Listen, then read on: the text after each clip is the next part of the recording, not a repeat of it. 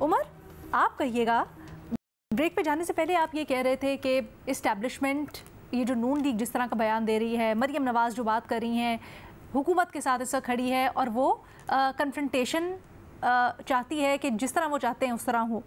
लेकिन ये जो आज इलेक्शन कमीशन ऑफ पाकिस्तान की तरफ से फैसला आया है, फिर इसको आप किस तरह से देखते हैं? क्योंकि पाकिस्तान तहरीक इंसाफ तो यही इल्ज़ाम लगाती आई है, या उनका मौक़िफ़ ये रहा है कि इलेक्शन कमीशन भी सारा कुछ ये इस्टेब्लिशमेंट की इमा पे ही कर रहा है, या इलेक्शंस में जो धांधली हुई उसमें कहीं ना कहीं इलेक्शन कमीशन का सारा कसूर और उनकी विकेट पे खेल रहे थे। तो आज जो फैसला हुआ है वो क्या सिग्निफाई करता है? अलीना, एक तो इमरान खान ने हर बंदे को गालियां दे दे के ना अपने खिलाफ किया है, और जिसमें इलेक्शन कमीशन भी शामिल है। इलेक्शन कमीशन ने जब डस्का वाला रिजल्ट, उसके इलेक्शन को कलअदम करार दिया था, उस टाइम इस्टेब्लिशमेंट किस साइड पर खड़ी थी?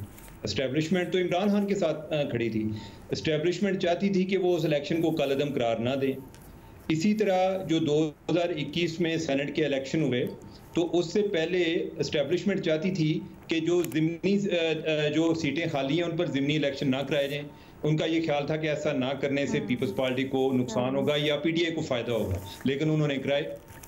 अब ये है कि बाद में इवन जब ये mister X and mister Y वाली बातें चलती थी, जिसमें ज़िमनी इलेक्शन में इनको 15 सीटें मिली थी पंजाब से, इमरान खान अपनी कोर कमेटी की मीटिंग में कह रहा था कि ये इलेक्शन ठीक हुए हैं, चीफ इलेक्शन कमिश्नर ने ठीक रहे हैं, लेकिन ये हमारी पब्लिक पोजीशन नहीं होनी चाहिए। पब्लिकली हमने ये कहना है कि इन्होंने धांधली की है। अब जो है ना, अब आते हैं जो हाल में, यानी कि मैं ये आपको पहले माजी की बात बता रहा हूँ। जहाँ तक इसका जो इंट्रा पार्टी इलेक्शन के हवाले से जो इलेक्शन कमीशन का फैसला था, मेरे ख्याल वो बिल्कुल कानून के मुताबिक था। अब हम बाज़ का जिनको विक्टिम तस्वर करते हैं ना, हम अनजाने में हम ये समझते हैं कि ये कानून से बालातर है, इन पर कोई कानून अप्लाई नहीं होता चूंकि वो विक्टिम है। लेकिन यह है कि इलेक्शन कमीशन ने जो फैसला किया उसको आगे पेशावर हाई कोर्ट ने भी बरकरार रखा, आगे वो जो है उधर गया सुप्रीम कोर्ट में भी, उधर भी बरकरार रखा। अभी जो है यानी कि बहुत सारे लोग काजी फायजी साहब पे इतनी तनकीद कर रहे होते हैं, लेकिन कोई ऐसा कोई कानूनी जवाब नहीं फराहम कर रहे होते कि वो किस तरह उसको इंट्रा पार्टी इलेक्शन को वैलिड कर सकता था।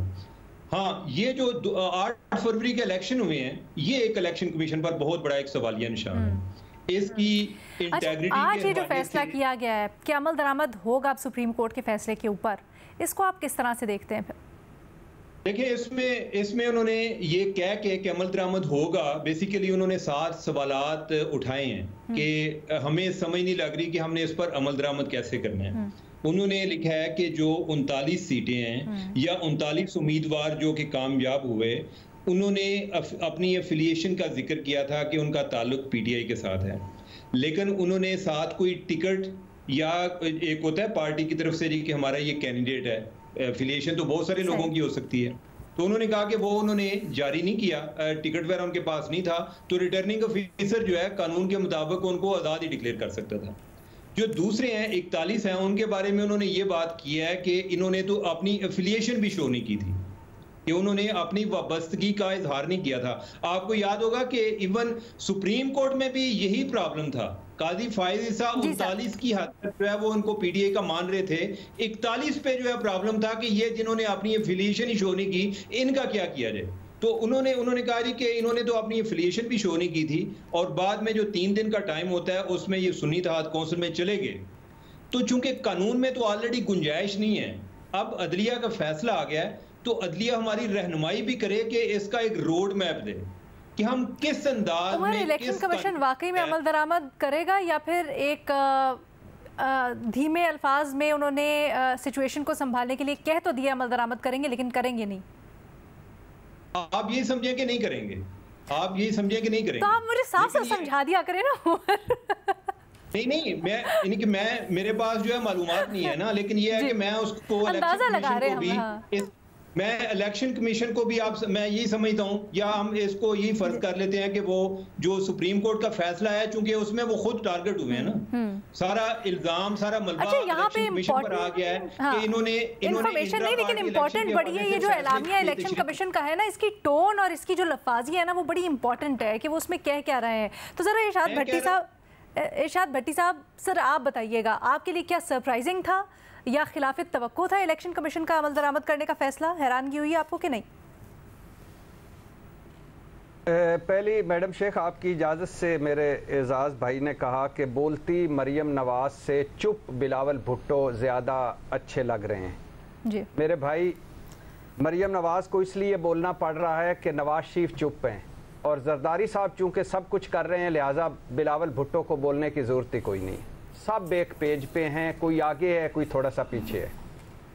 दूसरी बात मैडम शेख, ये इलेक्शन कमीशन साहब बहादुर किसी भी रूल ऑफ लॉ वाले मुल्क में होता, जमहूरी मुआशरे में होता या जहाँ असूल मंतक होती, ये अब तक घर जा चुके होते। इनको सजाएं मिलती।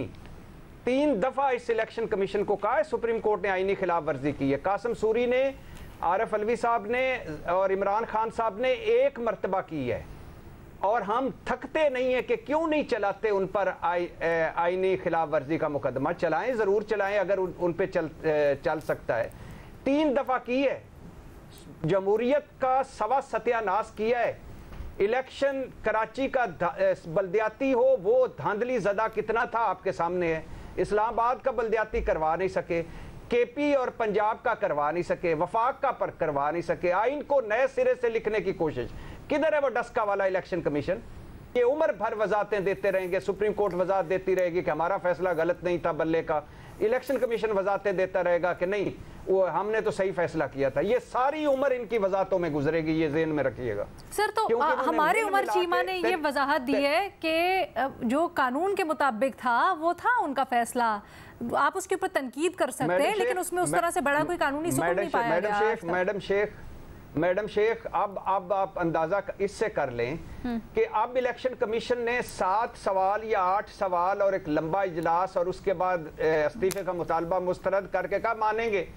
भाई आप होते कौन है सुप्रीम कोर्ट का हुक्म ना मानने वाले? अच्छा। ये भी एक खबर है कि इलेक्शन कमीशन मानेगा और अगर नहीं मानेंगे तो ना माने। आपकी वो क्या, जिसकी लाठी उसकी भैंस, इंजॉय करें। लेकिन ये उम्र भर इनके सवालात इनका पीछा करेंगे। अच्छा। उम्र भर। अच्छा। मेरे लिए सारे मुअज़्ज़ज़ हैं, मगर आपको सारों को पैसे, प्रोटोकॉल, तनख्वाहें, इंजॉयमेंट सब के सब आप कहिएगा एक तरफ हुकूमत